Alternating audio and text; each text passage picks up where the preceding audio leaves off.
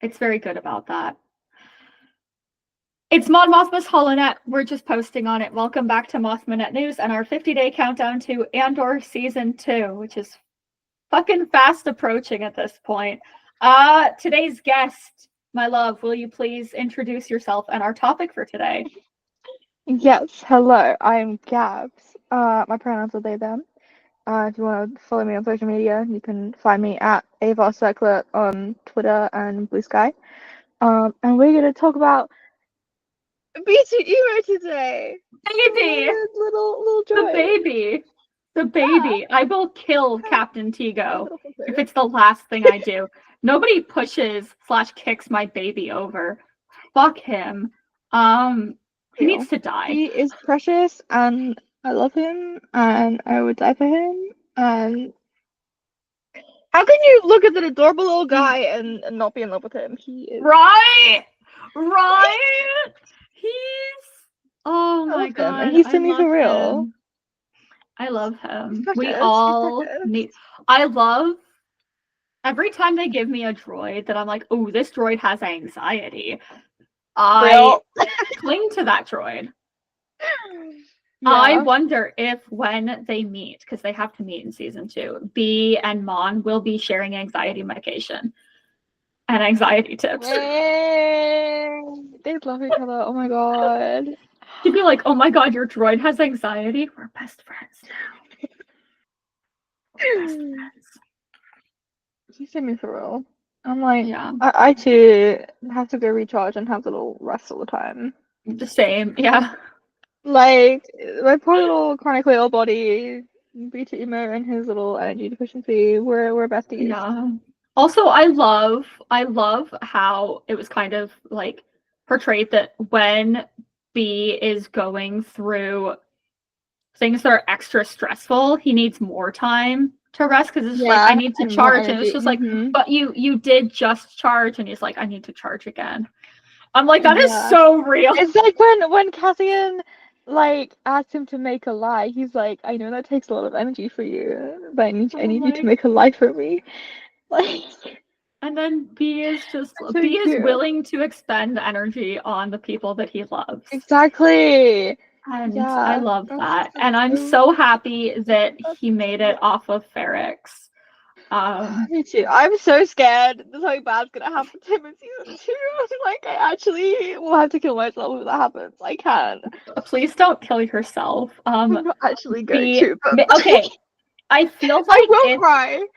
I feel like if anything happened to B, it would be similar to the way that L3 became part of the Falcon. Like, they'd find a way to... That still makes me cry every time. That will still be devastating. That's true, yeah. It will still be devastating, but it's a reminder that he'll always be with us. Now, if they decide to put his ass in, like, a fucking U-Wing or something, or K2, or, like, something that we lose after Rogue One, then I'll kill myself. Yeah. It's like, I think I've seen people like suggesting that part of like his programming got merged into K2, like when they reprogrammed K2. I'm like, that would make sense. But it would also hurt, I will cry about then it. We lose exactly. Then we lose K2. Yeah. I think that B should be with Bix on a little beach somewhere, drinking fruity little cocktails because they've been through enough. They live on Pabu or something. Like, they'd be having the best time. Yeah. They deserve to just kick back and relax. Yeah. They've been through it. And I love, it's going to sound probably crazy. I love how his little charging area kind of reminds you of like a dog bed. No, yeah, and you're right. That's so cute. I think that really speaks to the way... Yeah, I think that really speaks to the way that a lot of people see and perceive their droids to be similar to pets, right? Mm-hmm. And I know Marva could be a little bit short with him sometimes, but I do think that she genuinely, like, loved B, and... I do have beef with her being mean to him. I'm like, excuse me, that's my baby child. Yeah. Back off and stop being mean to him. But at the same time, He's trying his best, but also I think he doesn't have very much of a filter, which is part of the reason why lying is so difficult for him. So, you know, she didn't want an argument to break out over them not going with Cass, and B being like, she said we can't go, was just very much like, ooh, that's gonna cause problems. But like, Yeah. you know, Like I know he's a droid, but he feels very autistic coded. I'm like, he just says what he's thinking. Exactly. He doesn't tells it like it is. Yeah, and maybe it's also partly to do with him having like energy restrictions, but he doesn't like layer things, I guess, the way neurotypical people do. Like a lot of autistic people will just say things how it is. Whereas there's like so much reading between the lines with the way a lot of neurotypical people speak, and I'm like, what do you actually mean? Can you just tell me? Yeah. Like with specifically she said we can't go. Marvel wanted to break it to Cassian probably a lot kinder than that. Yeah. And there's B just like, I want to be the one who gets all the sympathy here. Right. Which of course. Yeah, and it's like, it's not malicious like, from his point of view. He's just like, yeah. He's a good little droid and I love him. Yes. Love him. But I think the saddest bit with B is in the beginning of episode 11, where we find out that Marva's gone through B's eyes. It's devastating, and the fact that he doesn't want to leave, and then when they take her body away, he just like doesn't know what to do with himself. Yeah. It hurts. I love B, and just any hand that is raised against a B shall fall. Yeah, for real, you will start to cough in 24 hours. Like, just please cough while covering your mouth, because we don't want your fucking germs. And away from other people. Thank you. Yeah. Put a mask on. Yeah. Yeah, Captain Tigo, your days are numbered. And I don't feel bad about it. Yeah, B is baby, and we love him. He's just a sweet little guy. Some of the most precious droids, their names start with B. B2, BB8, BD1. Need I go on? Once is whatever. Twice is maybe a coincidence. 3 is a pattern. Yeah, I would agree. I feel like it just rolls off the tongue well, which I feel like that's a factor in like naming choices. Yeah. I love also, I feel like maybe an element of me loving him extra because he's red. I'm like, that's my favorite color. Like, so real. Let's be so real. That probably is subconsciously a factor. If I ever saw Mon Mothma in purple, that would become my favorite Mon Mothma outfit. I need to replicate it immediately. I bet she has like a little purple nightgown or something. Hot. Like... what? Stop making me think about Mon Mothma and what she sleeps in. Because we could go down a rabbit hole. We could go down a rabbit hole that ends in me being like naked. She's naked. Wait. You know Lilith, like green robe from Chilling Adventures of Sabrina? But it's purple. And Mon in it. God, the face I just made. Everyone, that wasn't over Mon Mothma. I have a cut on the inside of my cheek. That's the truth. This is true. How? Be careful. Once again, I'm asking anyone who is superior to me or knows anything about the medical arts. Can you please create a bandage that can be worn inside of the mouth? I agree. Like, why is this not a thing that exists yet? You know how often people bite their cheeks, or for some reason sleep with their cheek clenched between their teeth? It was not on purpose. I had passed out. And it hurts.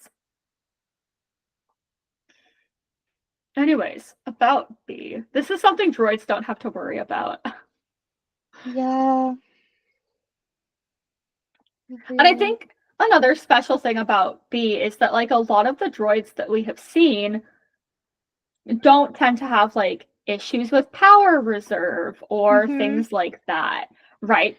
We've definitely I feel had like he's droids. like one of the first, well, like at least like who has had like a lot of like screen time and story time of like basically a disabled droid. Yeah. Yeah, like we've had droids before that are like neurodivergent coded. I would say that a lot of them have various forms of like ADHD or autism, but like actually looking at like more of a physical disability, B is the closest that we have to that. And yeah, I don't know about you, because I know like I lean on you a lot when it comes to this type of thing. I think B is actually very good disability prep. me too. I love him. He's very for good a to me. droid. I'm like, no, but like when I first watched, like literally when the Andor like premiere came out, and I was watching that for the first time, and like seeing all his scenes, I was like, oh my god, that is literally me in a droid. Like I was obsessed with him from the get go. I was like, that's so special to me. I literally cried watching his scene in the first episode. Aww. I was like, that's literally me in a droid. It was so special to me. I was like, that is very And like typically I know that might be a little bit of a touchy subject, because some people might be like, oh well, why are we using droids to kind of get these ideas across? But it's just like, you know, droids as machines, we're so used to seeing like uniformity in droids and machines, and like people perfection, think because it's like, oh, like if they're not perfect, right? then it's like, oh, just like decommission them or get rid of them, like they're not worth like existing anymore, basically. So it's just like, you know, I think it is good because it like droids and machines like don't have to be perfect, because nothing can really be perfect. And I think that it's very important in that regard as well. And also when we look at it from the lens of like, oh, a lot of people view their droids as pets, it's also like, would you get rid of your dog just because it was a little bit sick? No, you take it to the vet, like and you do what you can to make sure that they're happy and they know that they're loved, especially and, like as comfortable as you can. Yeah, right. And so, you know, I think it opens up a lot of nuance for the way that we should be treating family and members of our community when they're dealing with things like this, because Brasso definitely still values B. Literally, like no one is like cruel or mean to him because he can't do certain things. Like everyone in his community like understands that and doesn't like ask more of him than he can manage. And like, you know, I think that really means a lot, because it's like, would you abandon a disabled community member? The answer should always be no. And I think the pandemic really opened up that question a lot, because so many of our community members, our friends, our family who were disabled or became disabled because of the pandemic felt abandoned by the rest of society. It like at the beginning of the pandemic, like everyone like rallied around each other so much and was like everyone suddenly got all big into the concept of community care and wanting to actually like take care of people. And also I think the big component of that is people were fucking afraid to begin with because we didn't know what was happening, and that made people care about it like for themselves. And then as time went on, and especially post like vax and relax, most people just don't give a shit anymore. And like a lot of disabled people, especially immunocompromised people who have just been left behind, it's like a lot of those people are still shielding 5 years into the pandemic because like they can't take the risk of getting a COVID infection, or getting another COVID infection if they've been disabled by a previous infection. And yeah. And like, long COVID is still a really big issue. COVID numbers are still a thing, right? Yeah, and really high. Like that was one of the things that was extra important. Like it was important to me, even outside of when I came to see you last year, but it became more in my life because I was just like, oh, usually I'm mostly worried about protecting me and like my reasonably mostly healthy friends around me. But I was like, if I get Gabs sick, it will be over for me. I will never forgive myself. And so I was just like, oh yeah. I literally got coughed on by a coworker and I nearly like hit her in the face. That. And I was losing my shit. I was having a freaking anxiety attack. I was like, oh my God. Because I was like, if I get sick, I have to cancel this trip. Yeah. Right. It was like a high stakes. But, yeah. But like, yeah. But I very much appreciate like how much care you put into that. Yeah. Because I was like, this matters to me so much more. I'm like, because if I'm like, if I slip up and I get sick outside of this, I'll probably be semi-okay. Like it won't be good for me, but yeah, I'm like, if I get my best friend sick, I might as well just die. Like no, but I know what you mean. It's like, and also they didn't leave B behind on Ferrex, and that is very important because Ferrex is probably gonna get really fucking devastated in that year that is the gap between season 1 and 2. Yeah. We could go back and it look completely different, honestly. That's scary.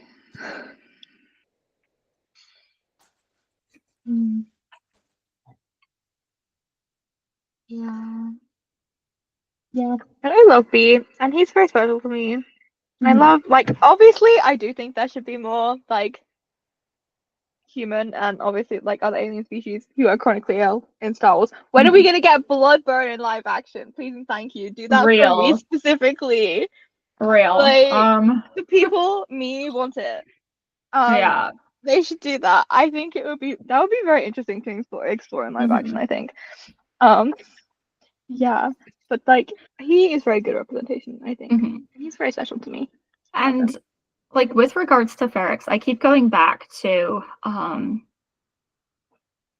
the thing that Yularen said in episode 7 about the use of any like local custom festivity or like tradition or anything like that being used for like as a cover for rebel activity or by extension just rebel activity in and of itself will result in permanent revocation of imperial tolerance. I think that's pretty much verbatim. And I keep thinking, I'm like, a funeral?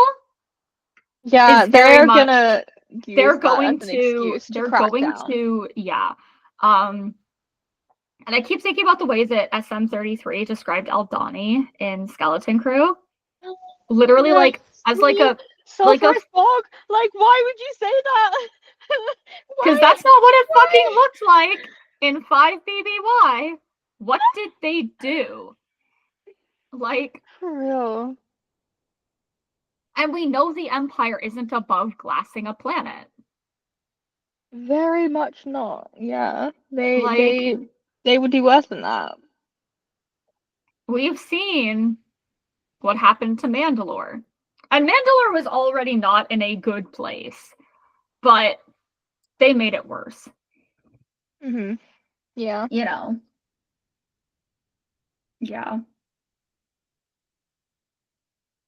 I'm just not okay. I think about that line in episode 7 all the time. I'm like, yeah, that'll be great if Lita gets married and oh no, they're gonna use this as an excuse to harm Chandrila. Wait. My biggest fear. That is my Glup Shidoween. I hadn't even thought about that. That is that is quite horrible. And that again, local custom festivity or like tradition. Yeah. A wedding would count there. A funeral would count there. Yeah. Because I'm like, that line is not a throwaway line, and it's not just about Aldhani. Because at this point in time, Aldhani overreaching impact on the whole galaxy. Aldhani is in the past at this point, right? Because like it's like, yeah, it just happened, but you invoking this now is a warning to everyone else. Like, there's a reason for this, and it's going to come up again. Definitely. Because outside of like that, and the levy that will be pushed on any sector harboring partisan activity, that like those two things could really, really fuck everyone up. Right? And I would like to point out that Cassian and Mon are pretty much the main characters of Andor. Yeah. And so the more that they go through things that are similar, the more it's going to hurt. And also, like, yeah, like building up as like narrative foils to each other of like, yeah. Also, that made me think about not to bring up Gatalanta, but like the fact that their planet preserved a lot of like Jedi teachings and stuff, where other planets didn't. Something. Yeah. And I could seriously see, because like the Empire, 100%, they can punish Ferrix. That's like Ferrix has very little power. There's very few people who would stand up for Ferrix, and we know who those people are, right? But Chandrila would be a message that nobody is safe. Yeah. Nobody can get away with this. Similar to the way Core world? Chandrila is a core world, yeah. Yeah, it is a core world, yeah. It's like with Alderaan, like they did that to prove a point. That like, oh, if we can do this to Alderaan, like because Tarkin literally had a military target in his hand in Dantooine. And he said, yes, Leia was lying, but still, he was like, well, there had been a rebel base on Dantooine. But he literally turned that down in turn for a civilian target in Alderaan, because Dantooine would not have been. The point of that was not to actually destroy a rebel base; it was to make a public spectacle. Like, yeah, it was a message. Dantooine's far too remote for an effective demonstration. The planet would still go boom. What do you mean by effective demonstration? Letting everyone know that they're not safe. Because if one of the core worlds with 2 billion people on it can go kaboom, you're not safe no matter who or where you are in the galaxy. Yeah. Also, I feel like it was especially impactful given that Alderaan was like a peaceful planet. Yeah. Like,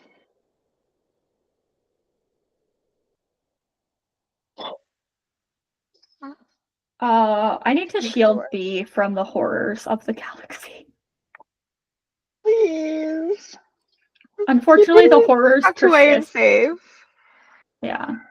That's why he's going to be on a little beach somewhere. They can just be like safe together. Yeah, you have the whole family. You have the mother, the father, and the dog. Also, his charging thing is still on Ferrix. I'm gonna have to build him a new one. Yeah. B, my beloved. And usually I'm very bitter whenever we get new Star Wars pops, and Mon is not one of them, but with B, I don't feel that. He's so bitter. I got him at Celebration. Last year? Yes, baby. That was not last year. That was the year before. What the fuck do you mean that was 2 years ago? What? I hate that. What the fuck do you mean that Star Wars Celebration is coming up? Crazy on all fronts. Are you ready for your sleep schedule to get fucking wrecked? No, because the panels, right? I looked at the time zone difference, and I think it might change a bit when the clocks change at the end of the month. That might have an impact. I think that's actually going to make it a longer time difference, I fear, or maybe a shorter. I don't know. One of the ways. But like, it's all happening like in the middle of the night. From like, I think like, I don't know. I think start like right like late here at like 10 p.m. It basically everything finishes at like 6 a.m. in the morning. Then track back from there. I'm like, that's crazy actually. Which like yes, every now and then my sleep schedule somehow becomes that anyway. But doing it on purpose is a whole other level. That's so real. I am incredibly lucky that I get to go because I don't need to worry about the sleep schedule. I'll be there in the building. I mean, you're gonna have probably jet lag though, so yeah. But if I'm smart about it on the plane, because I didn't get jet lag True. the last 2 times I went to England. Yeah. Yeah. And I had very minor jet lag the first time I went to England. I think my body's just made to be in England. That's true. Yeah. Or at least in that time zone. Yeah. It's like half the time my sleep schedule ends up basically I'm just on Canada time. It's like Toronto time, yeah. The dyadism, we just we're meant to be place. We're meant to be in the same place, yeah. Yeah. Yeah. My weirdo sleep schedule where I'm like, oh my god, it's so late, and it's like 7:30 here, and I'm like, oh, it feels like it's after midnight. The sun is still up, but I'm like, ugh. Yeah, but 7 o'clock for you is midnight here. Yeah, generally.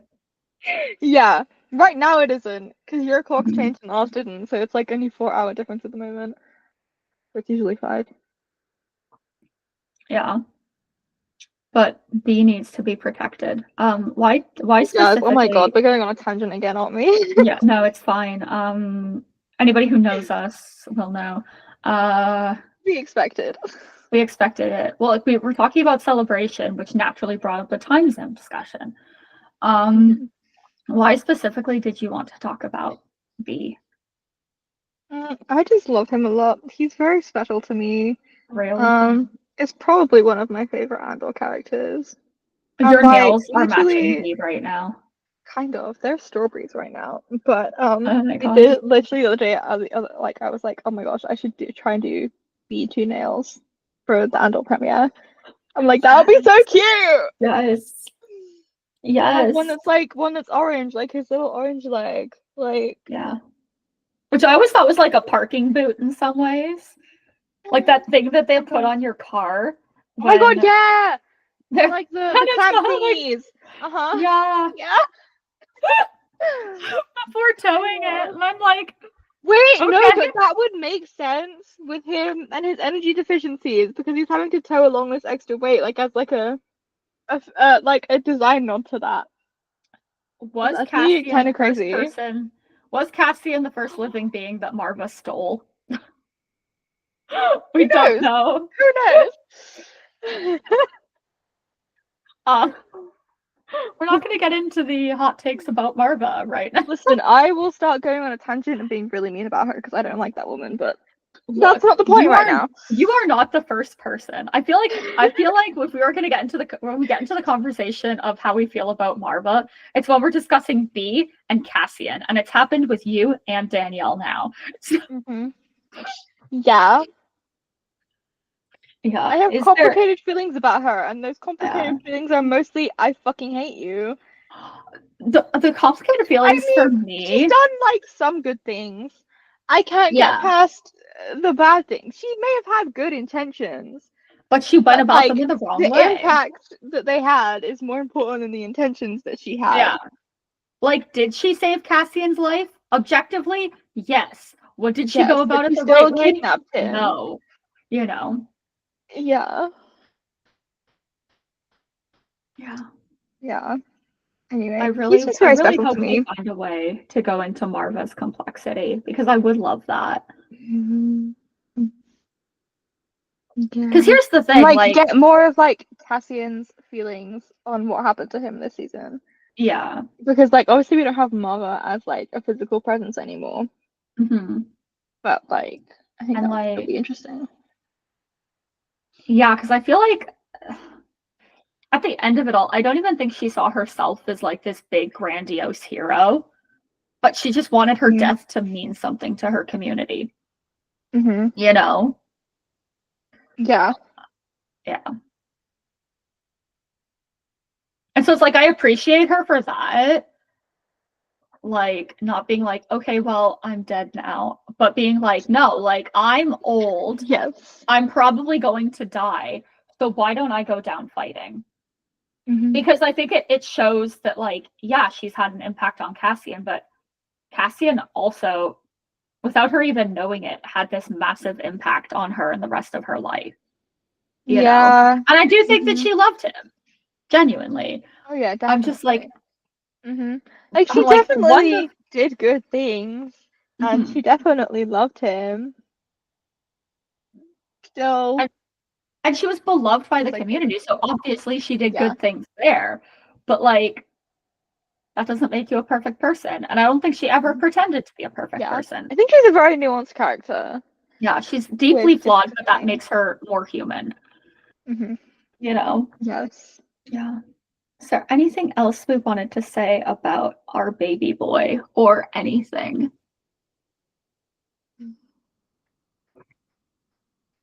They should protect him in season 2. And actually, Tony Gilroy, if you hurt him, I'm gonna magically appear in your fucking walls, and you're gonna have to answer to me. So real. I'll go with you. Thank you. Vaughn needs an anxiety buddy who also It's like I can understands. bring B2 along with me, and we can both run you over. Yeah. And we all know Tony Gilroy would never kick B over, and he obviously wouldn't kick a person over either. Just emotionally. I don't think he'd succeed there. My wheelchair is fucking FD. I don't think that man is strong enough to do that. I'm so do sorry. we want to talk about the time you nearly gave me a heart attack because you went over the curb? No. Okay. I didn't even notice that. That was the craziest bit, is that I didn't realize that was happening until it was like midway through happening, and you were like, "Oh, your life just flashed before my eyes." Yeah.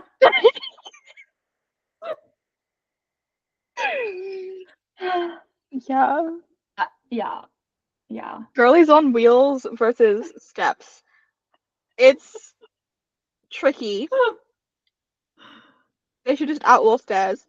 Turn everything into a ramp. Signed, me and B2. Also, I feel like Ferrix is actually fairly accessible. It is. They don't have a ton of steps anywhere. Like there are some steps, but it's mostly slopes. Mm-hmm. I appreciate that. And it seems like most of their buildings are like single story.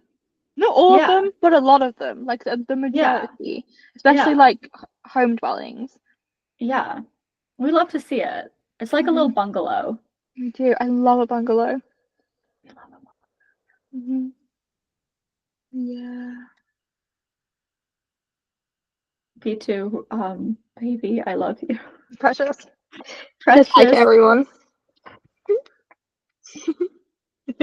Cassian. Little guy.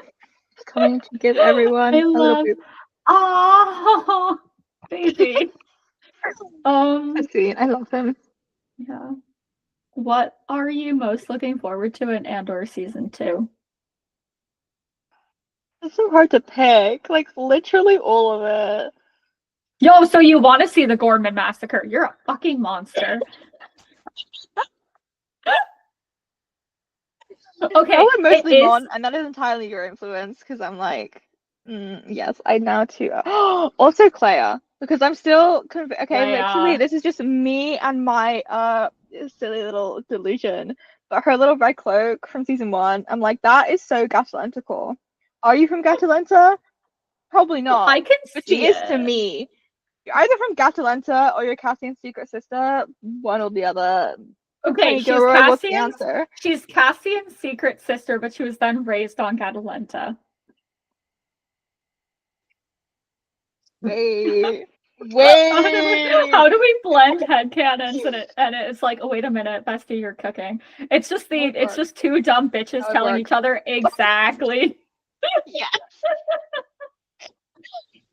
Also, for anyone who doesn't know, YouTube red cloaks are like a very Catalentan thing. Like that's a very common item of clothing on Catalenta. So yeah.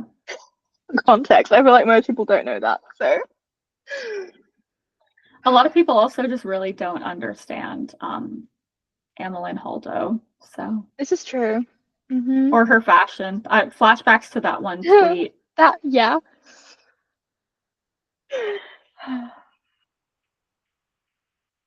She is devoid from her culture's common dress sense. On purpose. That's the whole point. Yeah. If she would wear something, the general population on Catalenta would not. If they would wear something, she probably won't. Exactly. Like most people on Catalenta tend to wear pretty neutral colors, except for the red cloaks. The red cloaks are like the one pop of color, and then you have Amelin Holdo, who loves to dress like in every single color possible at once. As she should. It's great. I love that for her. And I do like how she has struck that balance. Yeah, I like as you see as she gets older, like she kind of comes back more into the more muted colors. Like in The Last Jedi, her mauve dress in that is much more neutral as opposed to like the rainbows of her youth. And like it's an interesting progression to track, but she still has the bright purple hair. Yeah. As she should. Yeah. And she still is a fashion icon, and we love her. Yes, and literally like her jewelry that she wears in The Last Jedi, a lot of it represents parts of Catalenta. Like her tiara is to represent the twin sons of Catalenta, and like her bracelets are Star Charts. It's I mean, twin sons, sick twin sons reference. So true. That's the dumbest thing I've ever said. Also, you could argue it's a reference to Luke and Leia if you wanted to. I feel like there's room there. I mean, yeah. And if she was a dude, Luke would have been into her, but she's a gal, so Leia's into her. And she's into Leia. And also, her and Kira have something going on there. No, for real! If you read the comics, that shit is insane. Genuinely. Charles Soule, I owe you my life. Thank you for putting so much homoeroticism in there. It's great. Charles Soule, one of the men that we can trust with Kira and Amelin Holdo. Yes. Because he understands these girls are for the girlies. And I finally understood just how much Charles Soule himself is for the girlies when he was at the Eras tour. When he went to the Eras tour? He went to the Eras tour in LA. He was there when 1989 got announced. I will never forget that one picture. I think it's on his Instagram where he's literally like making the heart hands. I'm like, you are for the girlies. One of us. One of us. I always knew you could be trusted. It's the same as Cavan Scott and how I feel about trusting him with like Xana, like Darth Xana. I'm like, you are one of the girls. There's like few male authors that I trust to write female characters well. And a lot of them have written for Star Wars. So like, you know, every time I find a male writer who can write female characters really well, I'm like, make him write a Star Wars. It's a litmus test. It is. Like, we have the best male authors in the game, I think, in canon. Not to segue into a tiny mask of fear, but Alexander Freed, I also trust him. Not that I've read much of it yet. I'm on like chapter 10, I think. We're getting there slowly. Has it been out for over a week? Yes. It's been out for close to a month. Has it? I can't do. Oh my god, yeah, it has. Oh, good lord. That's what I was actually thinking. We're recording on the 20th of March. 20th. It came out on the 25th of February. And I started it that day as well, and we're not there yet. I got it before, because I got it like the end of October. You had it for months. Yeah. So it's like when people are like, "Oh, I haven't finished it yet," I'm like, "That's okay." I was also insane. Bug me about it though, because I keep just forgetting to listen to it more. I'll prod you. I'll keep prodding you. Yeah, you're welcome. But Alexander Freed can 100% be trusted to write women.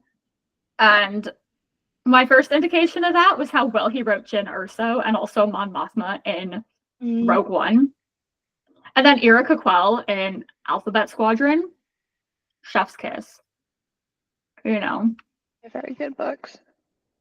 We have been generally very lucky with the novel writers of Star Wars and how they write women. Adam Christopher did not need to make Carenza the fucking badass that she is. Like, turning around and backhanding your superior officer because he's high. Oh, I love her so much. Hilarious.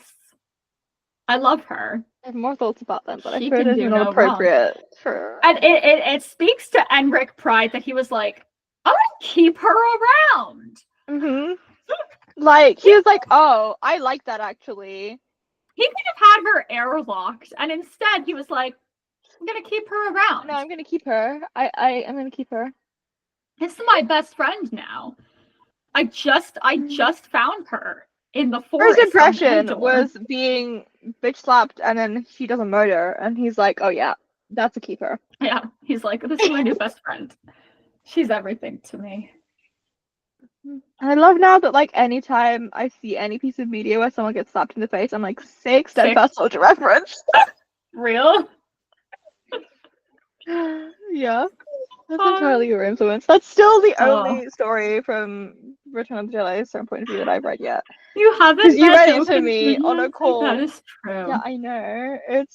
You need to read No Contingency as well. Yeah. I do. The Mon Mothma story, because that one's just phenomenal. And Fran Wild's writing the third Reign of the Empire book, so I'm very excited. I'm still delusional that we might get Amulet Holder in one of them, because like the time it's gonna time skip. I'm like, it's not out of the question. It's not out of the question for her to be mentioned. Like, is it likely? No. Is it possible? Yes. I just want to see. I just want to see toddler Lita in the second one. Real Evelyn Holdo book by Claudia Gray Wen. Claudia! I mean, I have this whole vision in my head of like Amelin Holdo book where Joff and Greer are also in it because she's commanding their fighter squadron. Please and thank you. So real. Also, Battle of Chiron Belt when? Real. I need to fucking know what happened. Like, why does Poe talk about it that way? I need to know. Please. Clearly the battle wasn't won by serving cunt because he's like, oh, I thought she would look different. Yeah, he's like, and if the battle was won, okay, what did you expect, Poe? If the battle was won by serving cunt, Amelin is exactly what you would picture. Yeah. Just putting that out there. Yeah. What were you picturing, Poe? Well, he's like, that's Alpha Holder. Battle of Chiron Belt Alpha Holder? Huh. Not what I expected. Also, they make it even more insane in the comic adaptation because he says that to her face. Like, not those exact words, they change the way he says it a bit, but he says that to her face. It's hot. Crazy! That's hot. Yeah. That's hot. Real. Yeah. Listen, if you ship them, those comics are insane for the Amelin and Poe shippers. I know! And also... Not that I ship Amelin and Poe. That would be like shipping Ransom and Leia. Or Mon and Lud. That would be weird. Also, for the Amelin and Poe shippers, you should read, what's it called? Oh my god, not having brain fog. I know exactly what one I mean, I just can't remember the title. Age of Resistance Poe Dameron. That one. Because that's the first time they actually meet. Except he doesn't know that it's her.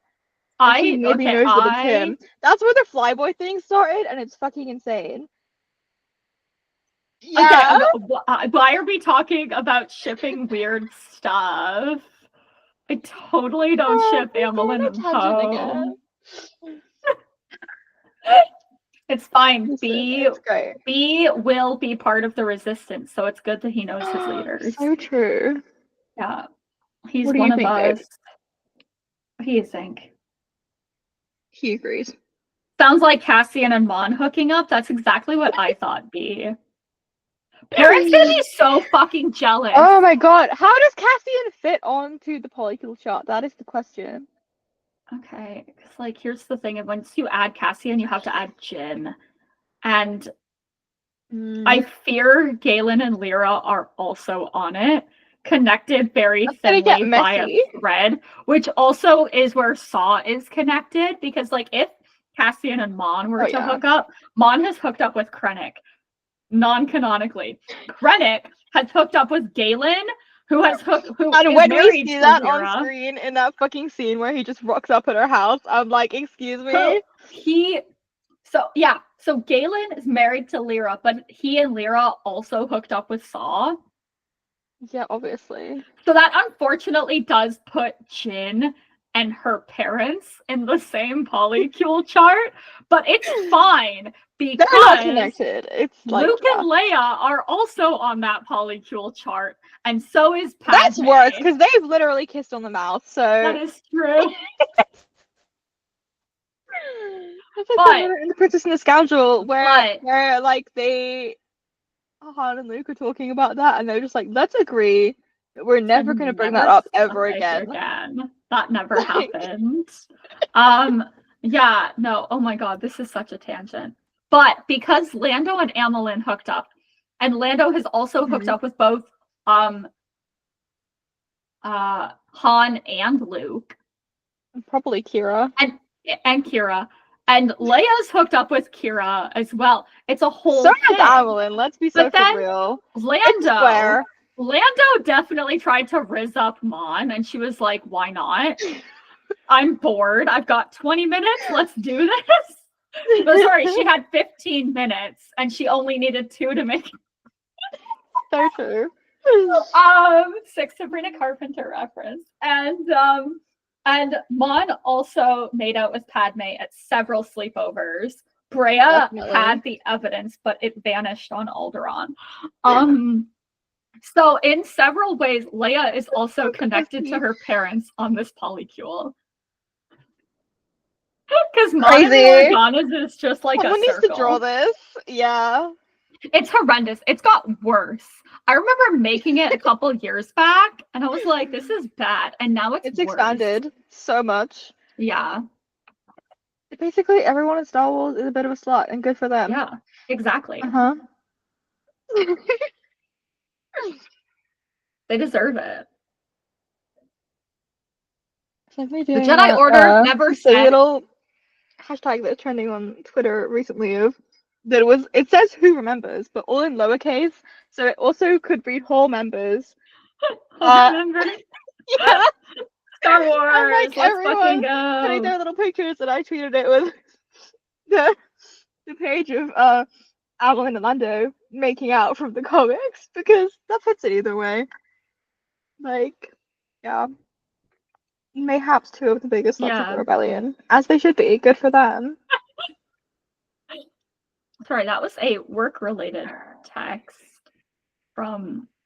Okay, fine, it was from my partner, but hey, he and I also work together. The Jedi Order never said that you couldn't have... A limo just passed my window. The Jedi Order never said that you couldn't have sex.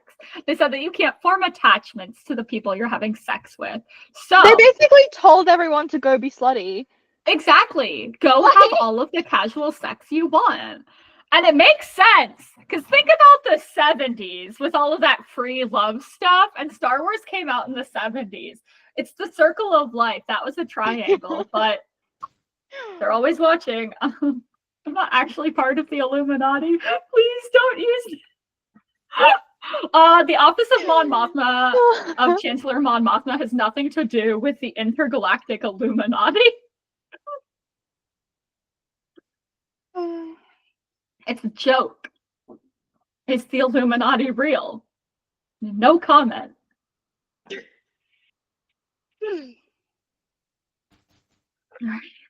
Who is your favorite original Andor character? As in, we are introduced to them in Andor.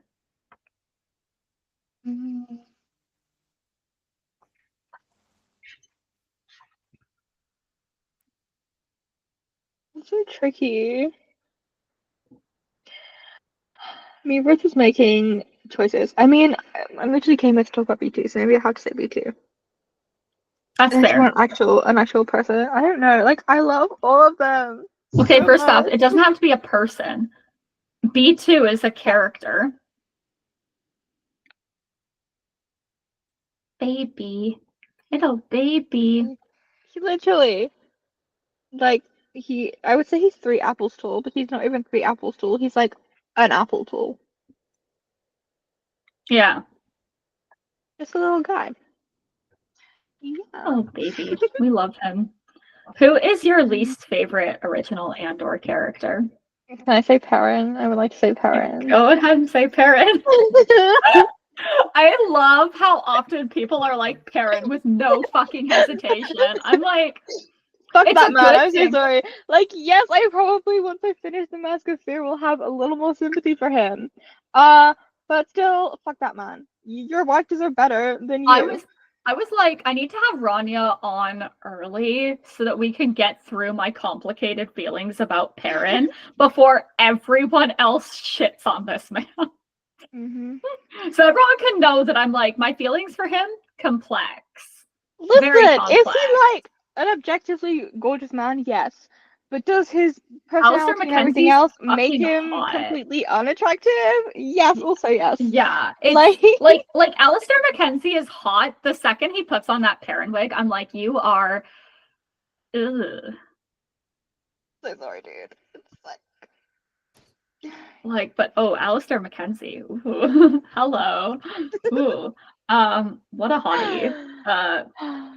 I love him.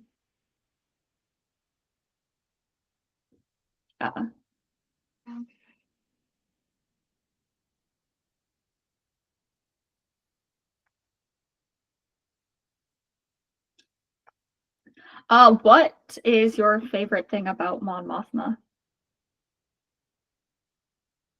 I have to say that you love her so much. Like, is that a valid answer? That's so real. I love a lot of things about her.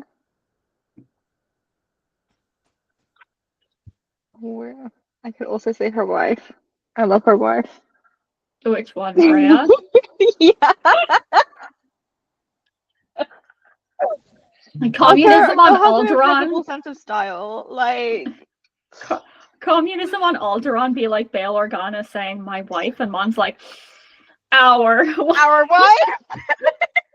That's why they weren't getting along as well in the Mask of Fear, because Mon was trying to have sex with Bail's wife. You can like the way that she like meets Bria at that party and is like, wait, I feel like that was the moment she was like, wait, I need to kiss you, like, and that was like, and then all the tension. It's like, oh, she's just plotting and scheming to fuck your wife.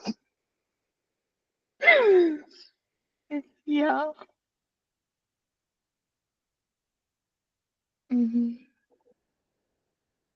Yeah.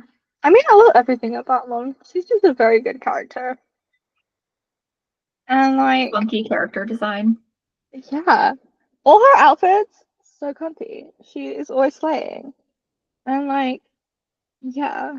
And I love how much that she like I mean, it's devastating, but like how much she's willing to sacrifice for the rebellion. And like, you know. I think she's very Leia core in that. Yes. The way that she she's does like, not put herself first, like ever. Yeah. She's like, oh, other people are hurting. Well, it looks like I'm not. Wonderful. Exactly. It's like with Leia, like at the end of A New Hope, and her planet's just been fucking destroyed, and she lost like her whole family, her home, everyone she ever cared about. She goes to comfort Luke after he lost Obi-Wan, who he knew for like a day. Like, yeah. I mean, like, not that Obi-Wan that had wasn't kind of also been a there. devastating loss, but Yeah. like, who also like she knew him probably better than Luke did. Yeah. Weirdly, like obviously we didn't know that when A No. New Hope came out, but But like retroactively. yeah. I Yeah. don't know. I think that that is very, very real of both of them. Because they're like, oh well, I can't put myself 1st because then how will that look to other people? Also, probably Think from the about perspective of they process things by not processing them. They're like, what the fuck do you mean? I actually have to think about that and process it. I am just going to throw myself into my work and I don't have to think about it. exactly. Mom's Which like, I'll think about. so real and relatable. Mom's like, I'll think about all of the trauma that I have when I am old. Do you think that's why she And retired? She was left like, I need to politics. finally process all my trauma. Well, she got sick. And then And I feel maybe like that's what made her sick. Is that all of the PTSD just built up and gave her like, I don't know. Maybe she had like the body takes score. Like several ulcers later. She's like, this is just gonna keep happening. This is how much stress I'm I do Leia's like, you need to go take a nap. She's kind of immortal because she doesn't have a death date. Exactly. She will die. She survives everything. Honestly, though, I do hope that she got to see the end of the battle against the First Order because Leia didn't. Yeah. Let one of them see it. But I mean, here's the thing. Does Mon really want to outlive Leia? No, I think that would be a whole new level of devastation for her. Outliving, like, both Bria and Bail and then Leia. Yeah. Like, I do think that if she did outlive her, finding out that Leia died might be the thing that just, like, killed her. Especially if she's lost, like, Lita, like, and Aaron, and Tay, and Lud, and everybody else that she ever, like, that's just, like, loved and cared about. Because it's just like, wow. I love tallying up all the people that have died that Mon Mothma cared about. Why would you do that? To cause myself pain, obviously. Devastating. We have definitely her parents, her 4 grandparents, right? But we can talk about the one that like really mattered that she brings up at any point in the story. So her mother definitely loses Karen, Lita, probably Tay, probably Lud, Padme.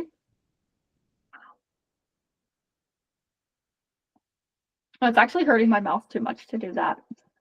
Oh, careful, babes. Just as I want to say Tay's name, my tooth caught on the ow. Your mouth said, actually, we cannot have this devastation anymore. That's enough. And also, Bria there's a lot. Oh. And we know that she takes every single death in the rebellion very seriously as well, because that's just who she is. Yeah. Like, she cares about the people. And I love her for that.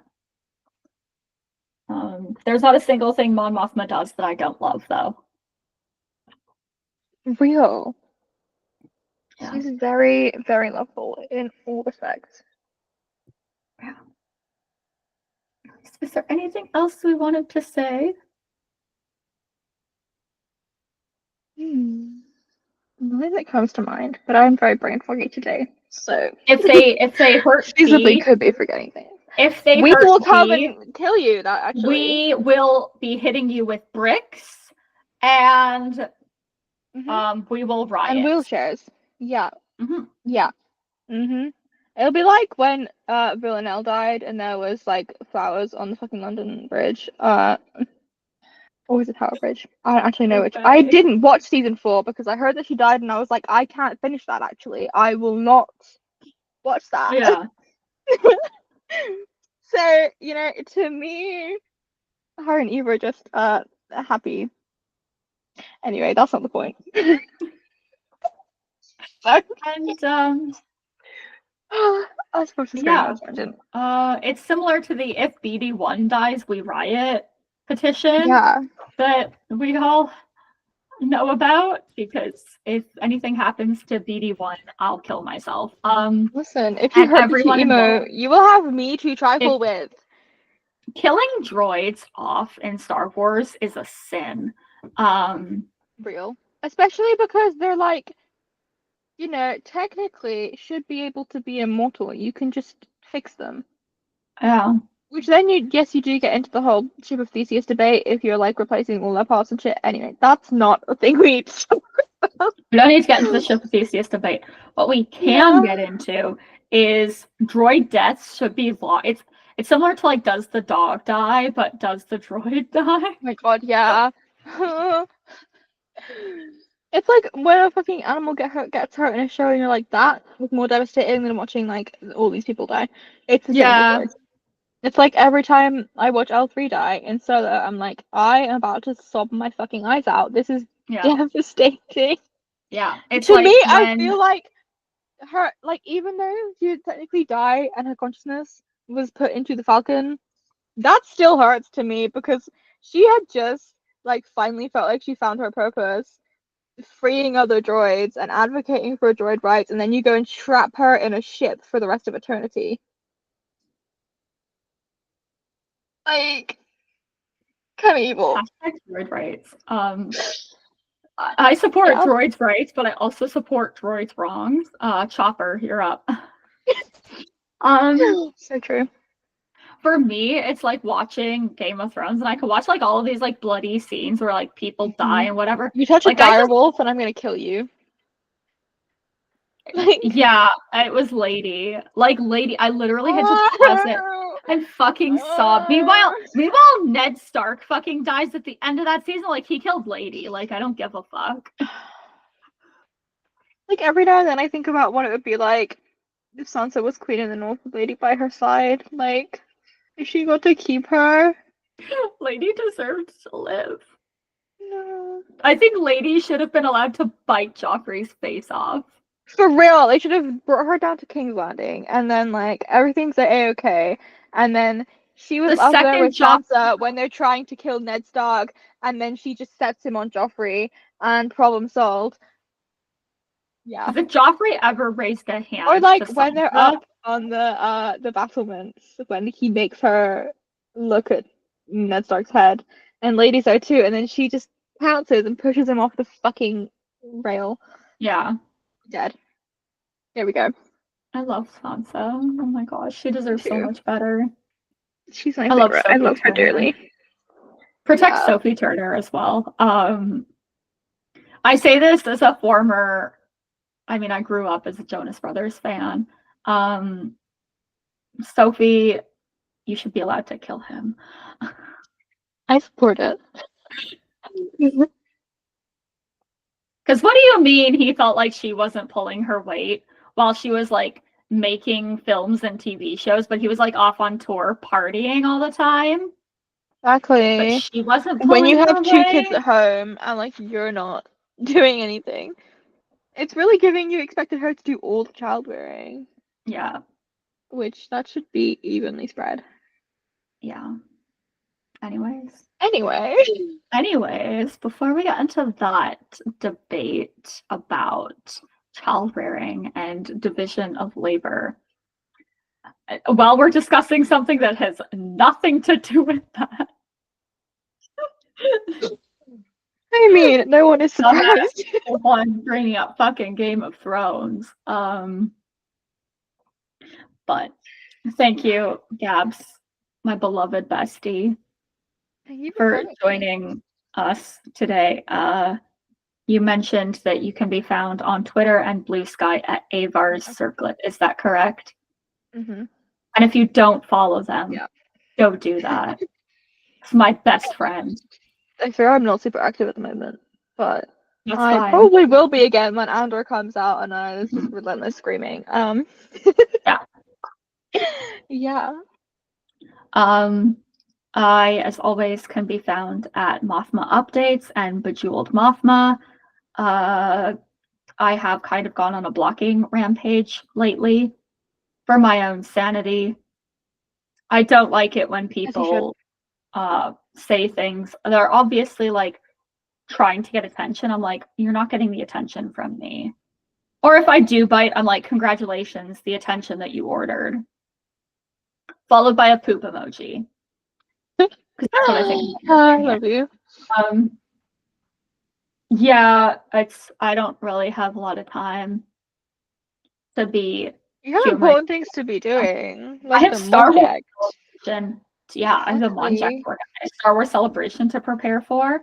And speaking of that, I have my panel Friday, April 18th from 4 to 5 on the fan stage. It's about Mon Mothma. You should come and see it, unless it's gonna be very good. Unless for some reason you've been hating on Genevieve O'Reilly for the last like week and a half, 2 weeks. If you are a Genevieve O'Reilly hater or a Mon Mothma hater, do not come to my panel. Do not come to Celebration. I will make sure that you feel unwelcome. That TikTok sounds like, do not come to my house. Yeah. Santa Claus is coming to town. Do not come to my town. Come to my town. And also, I may be itty bitty teeny tiny, but I have friends who are like 6 feet tall, and they are my posse for the weekend, and I can stick them on you. Mm-hmm. Also, I do think you could fight God single-handedly. Oh, so. Probably. Yeah. I'm if someone's mean to you, I'll just like magically appear and run them over. So like sometimes if I get into it, I have had people be like, you seemed very rabid. And I was like, probably, but without the rabies. I would be way worse if I had rabies. Without the rabies. Don't get fucking rabies, you'll die! I'm not trying to get rabies, okay? I feel like if you could get rabies for like 5 minutes, I would get the rabies for 5 minutes and then go insane. And then the rabies would leave my system. Maybe that'll do it. That's not how it works. I know. I'd be very responsible if I had rabies. No, I wouldn't. No. I mean, to be fair, I think that's valid if you like know that you're gonna die in like hours.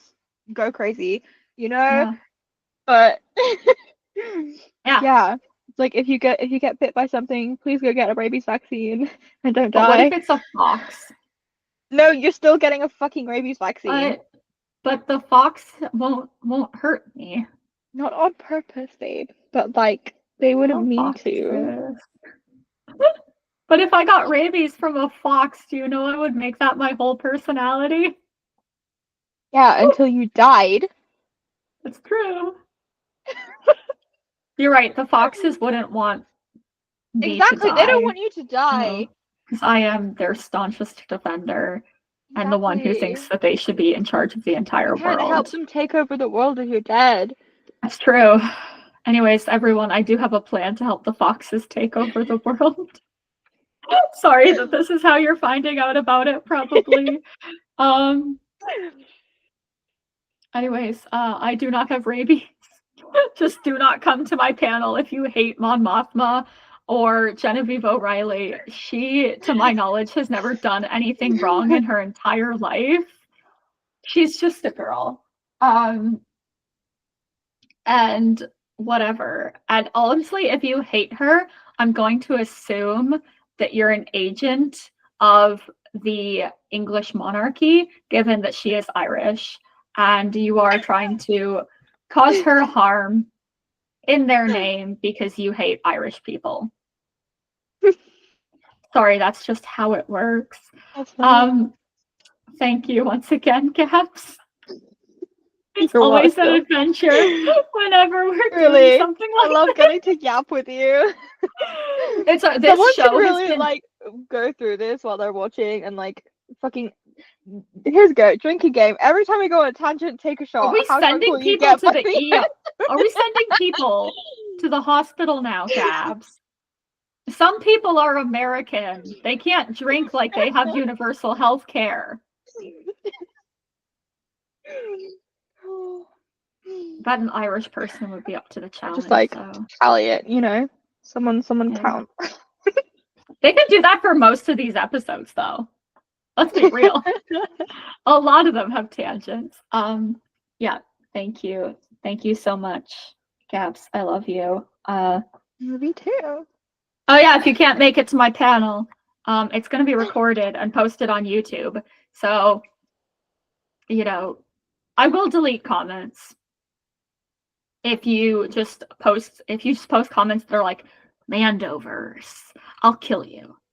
If you're looking for the Mandoverse, you're looking in the wrong place.